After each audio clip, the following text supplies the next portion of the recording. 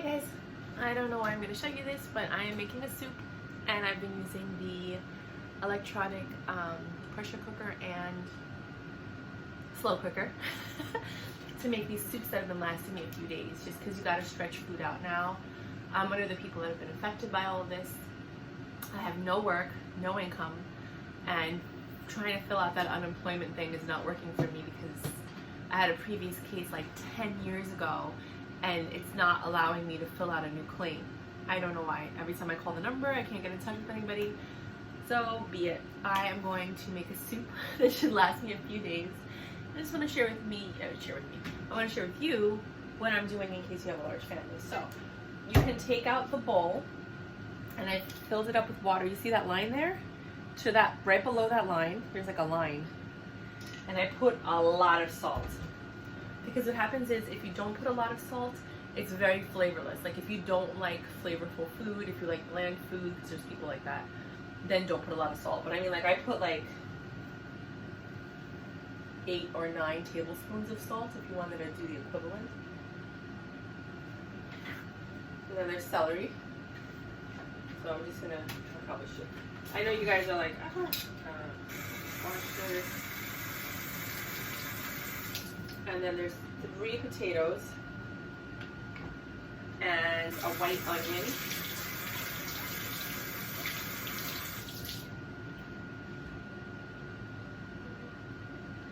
And then a bunch of pack of carrots. And a can of corn. I don't know if I'm going to do a pack of carrots. I might do half a pack of carrots. And I know there's tons of people that wash their vegetables and fruits a lot more than me. Every time I chew a carrot, I feel like Bugs Bunny, because when I was a kid, when I was a toddler, I always hang out with my grandparents and go, "What's up, Doc?" I was like over and over. I ate so many carrots when I was a kid because I felt like Bugs Bunny. So funny. Alright, just cut up the celery. This might just be too much celery, to be quite honest with you. It is 4 stalks because one of them is really skinny.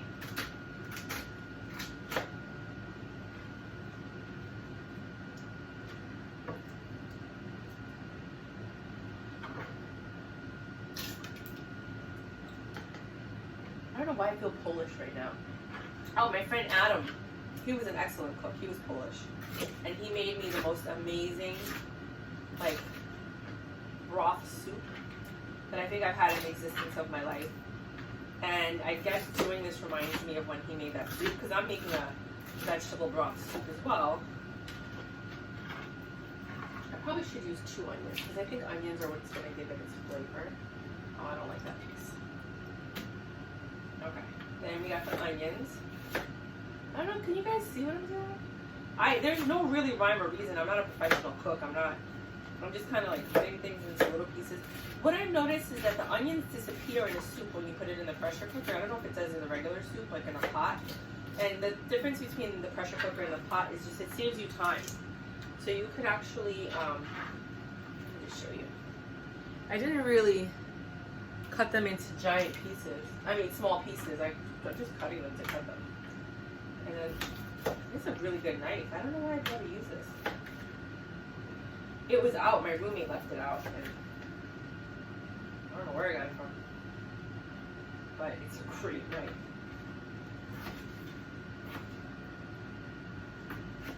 One thing I've learned is I don't like big pieces of potatoes. Because when you try to eat it on a spoon, I don't know, I just don't like it. So I'm actually going to cut these into 3 slices vertically, and then I'll cut them into small pieces. And they should be more bite-sized. The reason you have a lot of salt is when you have starchy foods like this, they don't really have a lot of flavor on their own. So you need to combat it with salt, and the actual potato and the carrots and the celery, they're going to eat up all that salt. So you think it's a lot. Also, if you guys have watched my other videos about salts, they say that the human body needs salt. Like, I'm from an island, salt water, right? So I think when they try to reduce the salt to help people because it gives you high blood pressure and heart attacks and stuff like that, I don't know about that. I think the body needs salt. I always think the opposite. Like, when they try to propaganda and tell you that this is healthier, it's not necessarily healthier. You know, I think it actually makes you more sick. I think you need salt in your body in order for it to function properly, and that lack of salt makes it function improperly.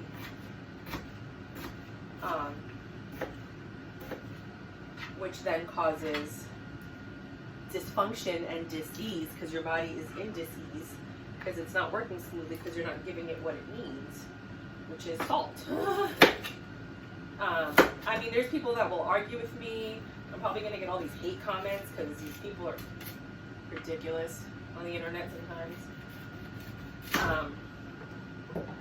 But that's just my theory from what I've learned in life. Is it right? No. Is it wrong? No. But it's my theory. The carrots, they're hard to cut, so I'm just cutting them in whatever shape I can get them in. I'm trying to cut them as small as possible, like that. But some of them are big chunks. It doesn't matter, it's a pressure cooker. It's just going to soften everything and mix everything together. The key component, I think, in this dish is really the salt, because it is going to give it flavor. I'm also going to put a spicy element to it, and I'll show you that in a minute. This is the last potato. It's a lot of potatoes. This potato is kind of weird. I don't know if I should do that. It looks like this in the middle. Right? You're not supposed to eat that part, so I've heard. So I'm just going to cut around it.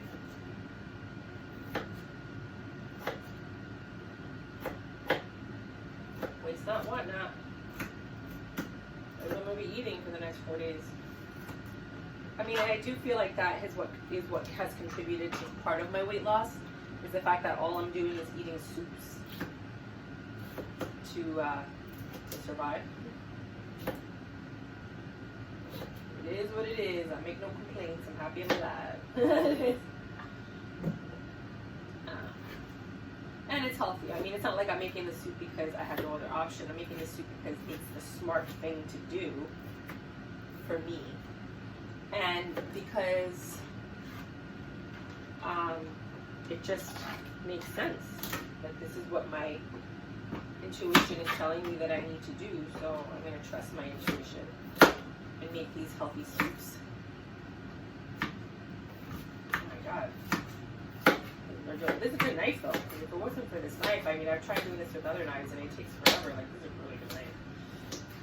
And it's no name brand. I mean, I think this is the knife that you get for free from Omaha Steaks, I think. Yeah, I think it is. Gourmet. Ooh, oh, here goes a sneeze from the onion. Woo. Woo. Yeah, I don't like cooking. It's not my thing. It doesn't make me happy. I don't feel good about myself. I don't feel good feeding other people. I don't have that intuition and that feeling at all. It makes me unhappy, actually, to take time out of my life to do this. It's sad, right? But so I'm not going to use these carrots. I'm going to put this away.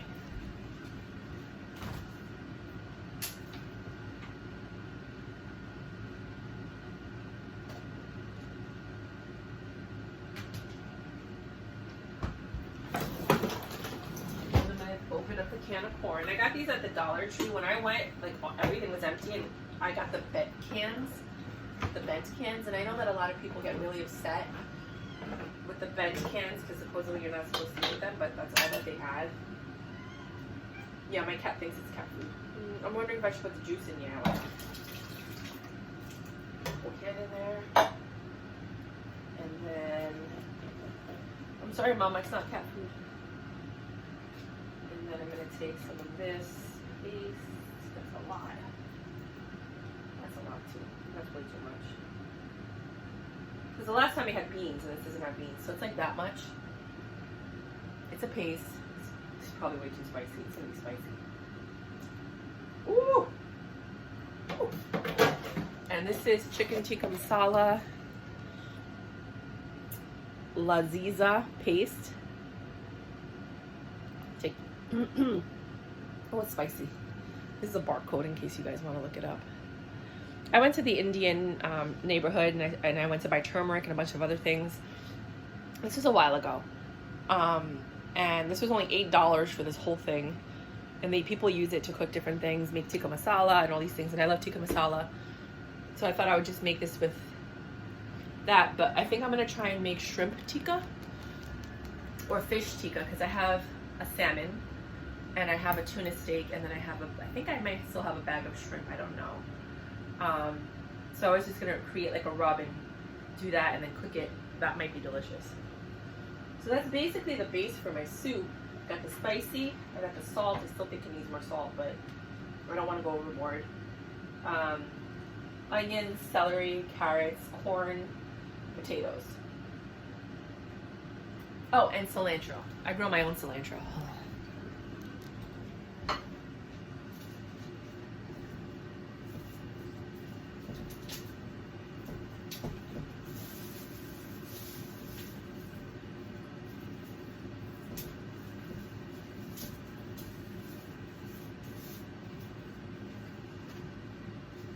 Oh, there's basil. I'll put some basil in there.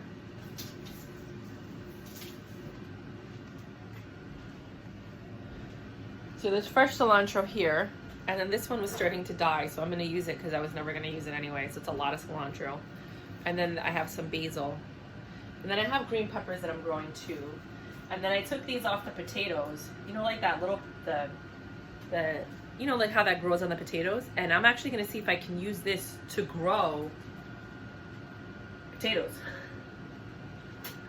Why not?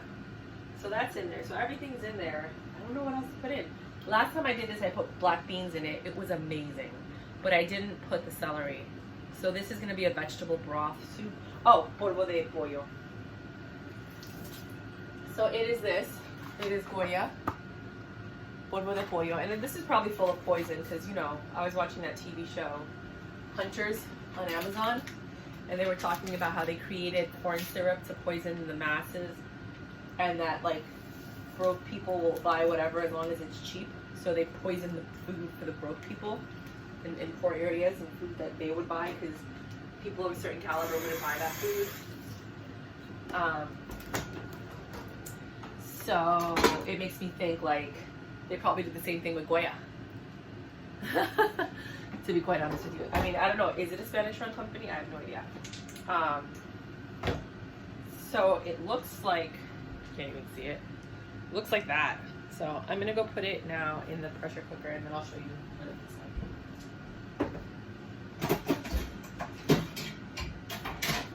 like.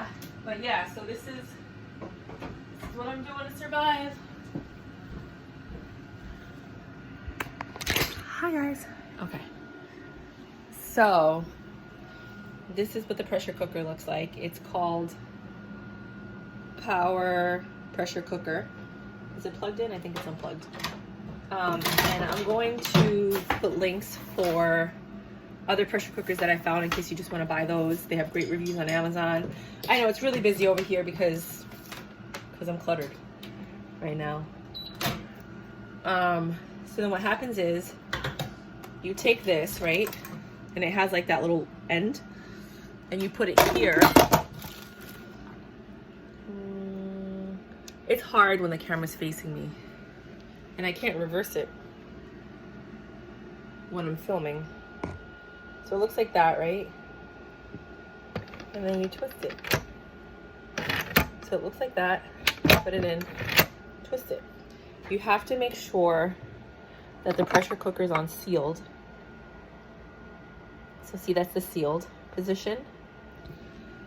And then with this one, I just press soups and stews, not one, not two, but 3 times so that it's, oh wait, no, hold on.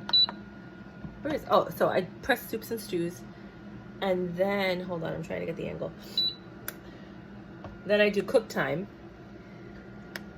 and I put it, stop. Okay, so I'm doing soups, cook time, 1 hour. That's the biggest, the highest one. And that's it. And then it just does what it needs to do. That's it.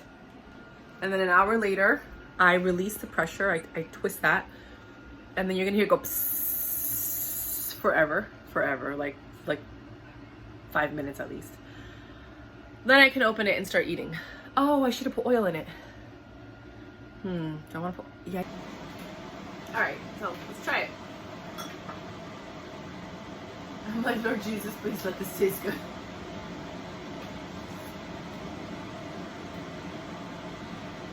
It's weird because it tastes like a sancocho broth, but without the meat, and the meat is what gives it that extra flavor to make it taste like sancocho. So it is like the plátanos or the yuca, which is really what I want to make, but I don't have plátanos or yuca, and I don't feel like driving all the way to a Spanish neighborhood because I heard that Elmhurst is hit really hard, so I'm not trying to go there. I like it. Can I eat this every day for 4 days? No. Okay, so my roommate came in here, had some soup, and was like, what's wrong with you? This is phenomenal. So maybe it is a really great soup. And I'm just super picky because this is really good. It's spicy. I think it's the quinoa that keeps getting stuck in my throat, but I'm sure it's good.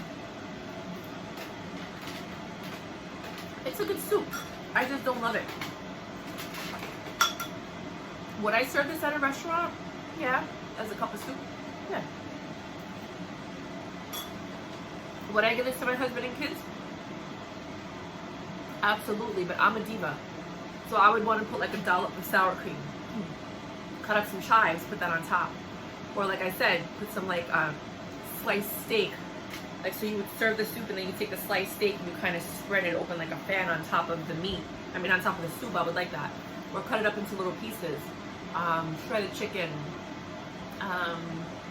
When I made the black bean soup, like when I was at the last day, I was so tired of that soup by the last day, I took these chili lime peanuts and I put them on top.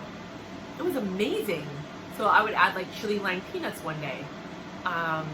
So like I don't mind eating it every day, but I get bored of the food, so I want to switch it up. And if you add sour cream and you mix it in to the soup, it becomes like a cream. Like this would be great if it was like a cream of some, you know. So if I added heavy cream, which I don't think I would do heavy cream, I think I would add a sour cream and then mix it in. I think that would be amazing. Mushrooms. I wish I had mushrooms. I would cut up mushrooms, cook them in like garlic with onions on the stovetop, and then add them to the soup. So like every day I can have a bowl of soup, but I get bored eating the same thing every day, so I would have to add something to it. You know, like even I could honestly heat this up and then add it as the liquid with the vegetables on top of like a cup of noodle soup. So now I have the noodles and I have the spice, you know, like the flavoring of the cup of noodle soup, but then this would be like the base, which would be like water, but it would also have vegetables. So I would probably do that one day. Crackers, like people use oyster crackers. I think that's phenomenal because then you have that crunch factor. It's not baguettes. It's like, you know, those dried bread crackers that you make, something with a B, bruschetta, that hard dry bread, that would be on top. Oh, croutons. Oh my gosh, do I have croutons? That would be really good. I think that would change everything. So like that's what I'm talking about. Like it's a good soup. It's actually a great soup. It's a great base. But I would want to switch it up and add other things for my taste. But apparently my roommate thinks it's awesome. He's going to take it to work with him tomorrow. And he's going to have some tonight and probably have some tomorrow morning. So it's good. It's got the thumbs up. But I'm picky. I want to switch it up. And that's with anything. Like even if I eat soup every single day. Like that bean soup was ridiculous though. That bean soup was so good. I don't even know if I'm going to be able to duplicate that. It was amazing. Oh, is it salty? I didn't even think about that. Hold on. I think it's perfect for me because I do like salty food. My mom used to have a loose meal with salt when I was growing up, and then she got better. I don't think it's too salty. I don't think it's salty at all.